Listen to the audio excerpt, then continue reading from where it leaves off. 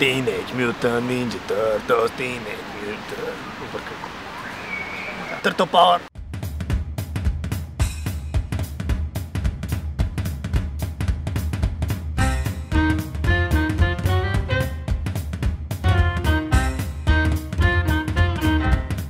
Здравейте от нас, от шарената сянка. Не сме се виждали от доста време.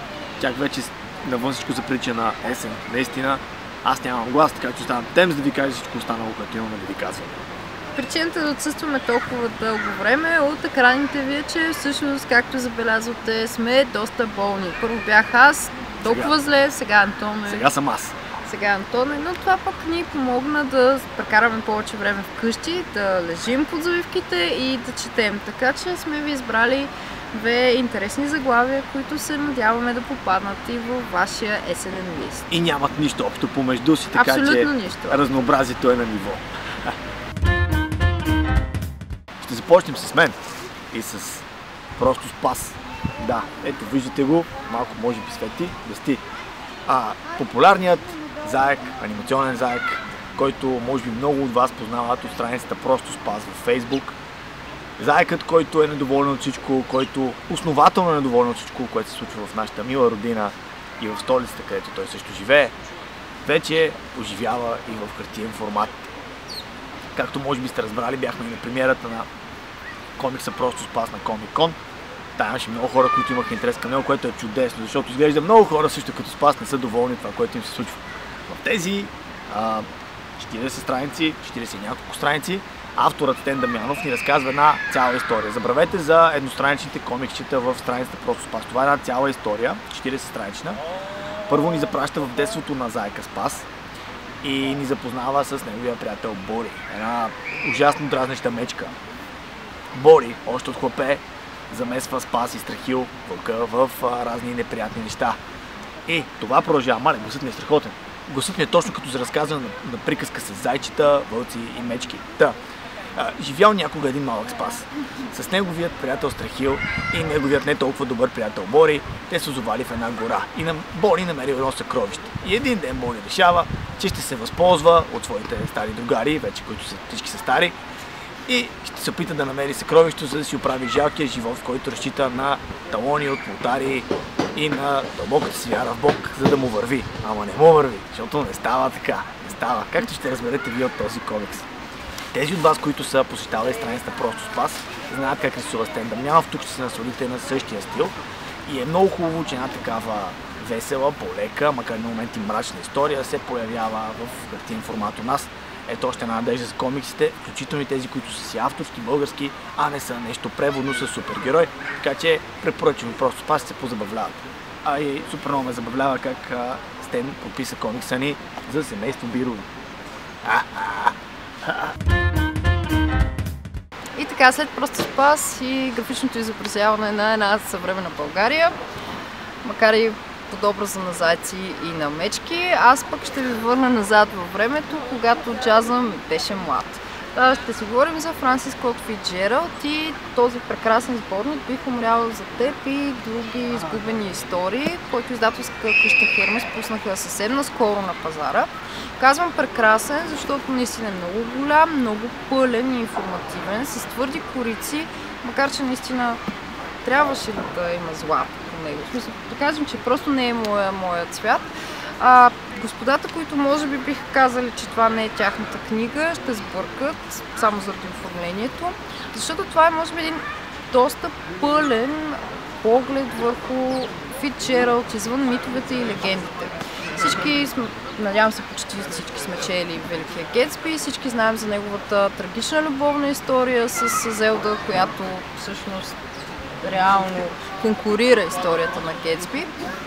Но пък не всички са запознати с трудностите, които Фицджералд изпитва в края на живота си. Обвиняван, че не може да създаде достатъчно голяма творба като Гетсби, той се изхранва пишейки разкази, все пак е професионален писател. И точно тези разкази в края на живота му са побрани в сборника. тук има 18 непубликувани до момента истории, които Фицджералд пише и е предпочел да не бъдат издавани, защото не е търпял редакторска намеса. Самото издание е доста ценно, защото вътре, освен че ще придобиете поглед върху развитието на Фицджералд като писател, а разказ е най-трудното изкуство, според мен, що се отнася до литература, ще видите и негови снимки от личния архив, както и ще ви помогне изключително полезния предговор и въведение на редакторката на сборника. Превода е на Вихраманова, който също е доста добър, и тези истории ще ви пренесат наистина в времена на една Америка, която отново е раздирана от войни, в които сценаристи и писатели търсят себе си и естествено, в които има много любов.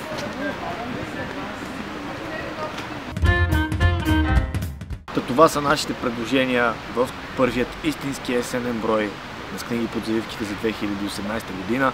Не знам доколко се чувам. Субтитри. Но беше наистина доста тежък месец. Едно от най-интересните неща в него може би беше посещението ми Да. За което ви пробушихме ушите. Да, и хората там се забавляваха, мисля, с нашето изпълнение на живо. Нямаше как да се получи един цял брой, но все пак решихме да ви покажем част от нещата, които се случиха там. И благодарим на хората, които дойдоха. Когато ходим на интервюта, най-честият въпрос, който ни задават, всъщност е защо влогът ви се казва с книги под завивките? Даже последния път журналистката ни пита, смятате ли, че така ще възмутите по-възрастни хора с този цинизъм? Както виждам, той се смее до мен, защото той иска да ви казва всъщност какво беше неговото предложение за името на влога. Аз няма да мога да го кажа, но обещах, че тази вечер ще му позволя да ви го призная. Извинявам се предварително, но след като си разказвам историята за името с книги под завивките, защото изглежда е изключително сложно човек да разбере, че когато двама души са двойка и когато четат и двамата, има логика влогът им да се казва с книги под завивките. И тъй като това изглежда много сложно и мен омръзна да го разказвам, кратката версия, която можем вече да използваме е, че, извинявам се отново, е, че просто заглавието "Чете ми се е твърде вулгарно".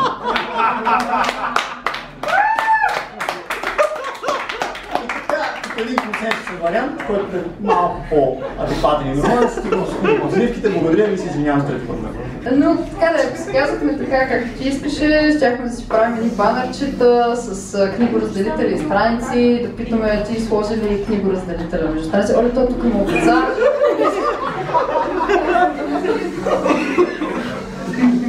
Oh, well. Де знаят за Да, и такива неща се случват.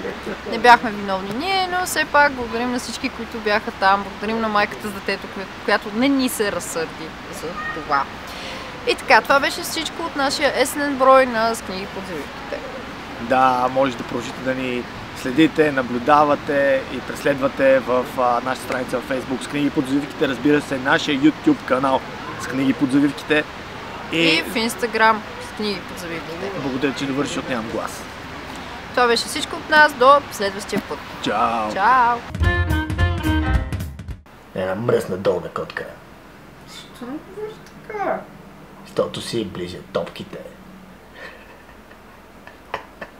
Как ме гледа?